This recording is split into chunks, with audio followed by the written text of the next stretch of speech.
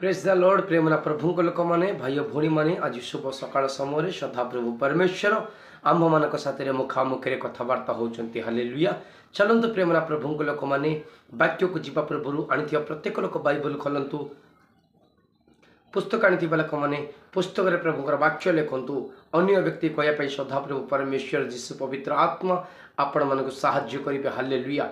चलतु प्रेमना प्रभु लोक मैंने आम वाक्य को जीवा वाक्य को जीवा पूर्व प्रेमना प्रभु लोक मैंने वाक्य कहला समय समस्ते प्रभुंर वाक्य उपर आधार कर प्रभुंर वाक्य को आसक्ति शुण जो मैंने प्रभुंर वाक्य को आसक्ति शुणुंट प्रभुंर वाक्य को जो मैंने मानुंट से ही जीवन में सदा प्रभु परमेश्वर मंगल आशीर्वाद करेंगे हालेलुया। चलतु प्रेमना प्रभु लोक मैंने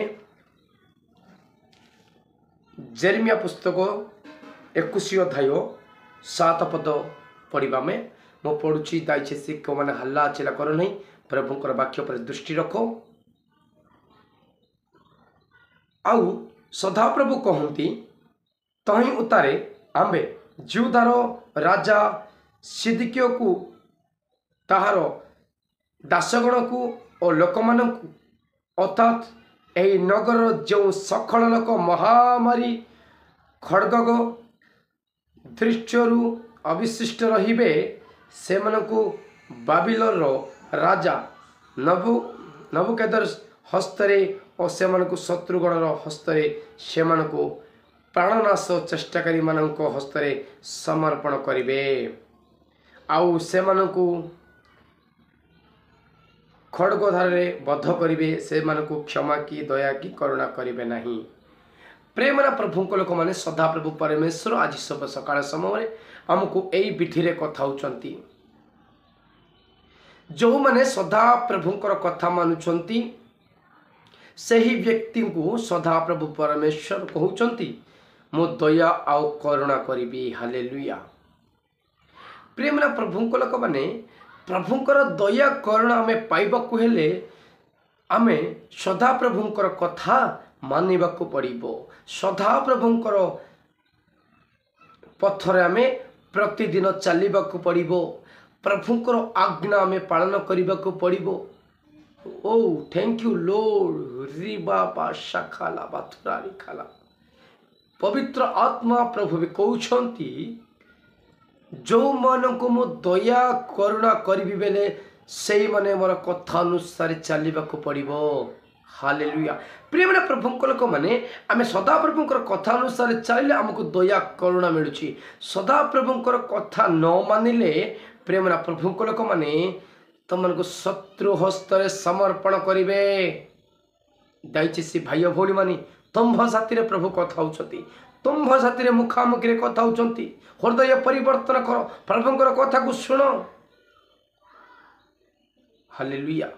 तुम जीवन में प्रभु शत्रु को हस्तरे तुमको समर्पण न करने पूर्वर तुम्हें जोठे थिले मध्य प्रभु कर आज्ञा पालन कर प्रभुंर कथा मानिबा को चेष्टा कर भाई भौणी माने हालेलुया। चलतु प्रेमना प्रभु लोक मैंने परमेश्वर केउ मानकु आदि छोटू वृद्ध लोक मैंने अनेक लोक मैंने अच्छी क्या ताके शत्रु हस्तरे समर्पण करुछंती आमे देखिबा।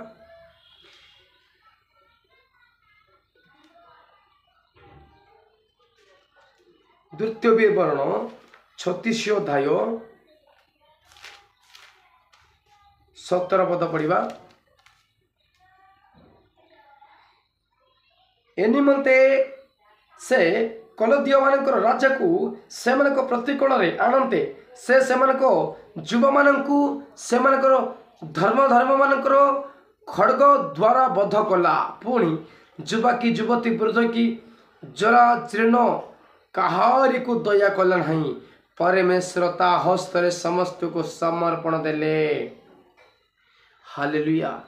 प्रेमना प्रभु लोक मैंने वृद्धा छोट पिलाटू ठारू वृद्धा पर्यंत युवती युवा लोक मानकु मध्य से माने शत्रु को हस्तरे समर्पण करुछंती से माने को दया करुणा देखेबे नहीं हालेलुया।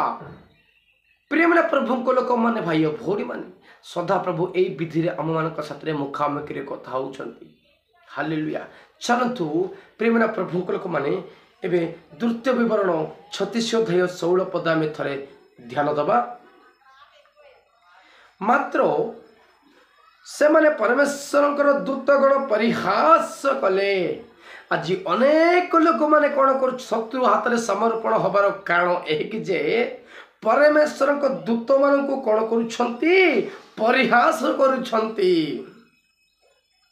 हालेलुया। परमेश्वर दूत मान को परिहास करने लोक मान से शत्रु हस्त समर्पण कर। भाई भौणी मैंने दयचे प्रभुंर वाक्य पर ध्यान दियो। प्रभु तुम मान साथी आज सब सकाल समय कथा होती गर्जन करुछंती। प्रभुंर वाक्य को तुम्हें शुणा चेष्टा कर भाई भौणी मैंने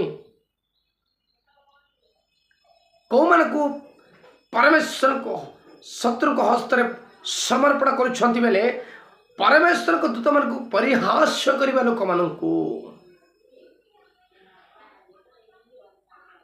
तांकर वाक्य तुच्छ कले। जो मैंने प्रभुंर वाक्य को तुच्छ करुछंती प्रभुंर वाक्य शुणुछंती शुणिला परी होउछंती मात्र प्रभुंर वाक्य ऊपर ताके कौन करूना ध्यान दौना तार भविष्य वक्तागण को प्रत्युप कले सेवक मान कथा मत मानुना। भाई भौणी मैंने आज प्रभुंर वाक्य मान शत्रु को हस्त समर्पण कर एक जे एक परमेश्वर दूत मान को कौन करुछंती परिहास करुछंती। दुई प्रभुंर वाक्य को तुच्छ करुछंती।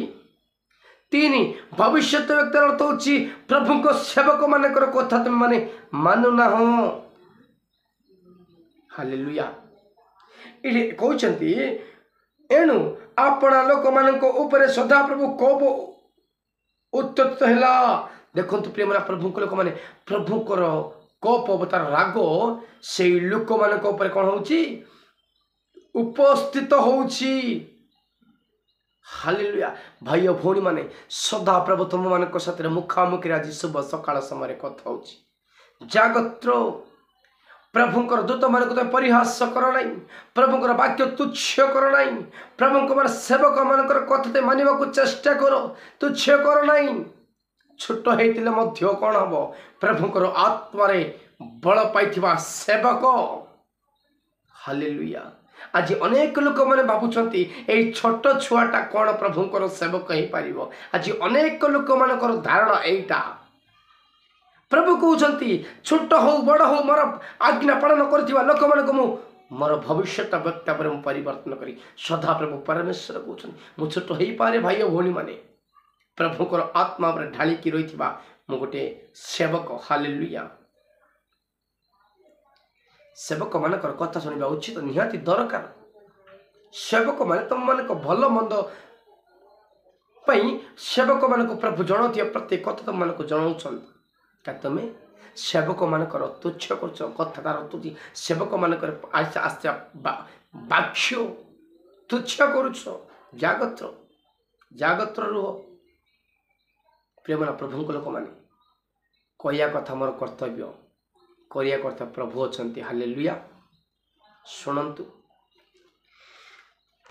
प्रभुंकर दूत मान को मानुना प्रभुंर वाक्य को तुच्छ कर लोक मान को प्रभुंर वाक्य सेवक मान को कथा न शुणुवा लोक मान को से हाथ समर्पण कर शत्रु को हस्त तुम मान को समर्पण कर। हालेलुया। चलते प्रेम प्रभु लोक मैंने जेरेमिया पुस्तक 7 अध्याय 13 पद थे पढ़ा आम मु समाप्त करने को जाऊँगी। प्रेमना प्रभु लोक मैंने शुणुवा प्रत्येक लोक मैंने कहूँ समाप्त करुँच दयचे प्रभुंर वाक्य शुणु। जेरेमिया पुस्तक 7 अध्याय 13 पद पढ़ुछि ध्यान दियंतु।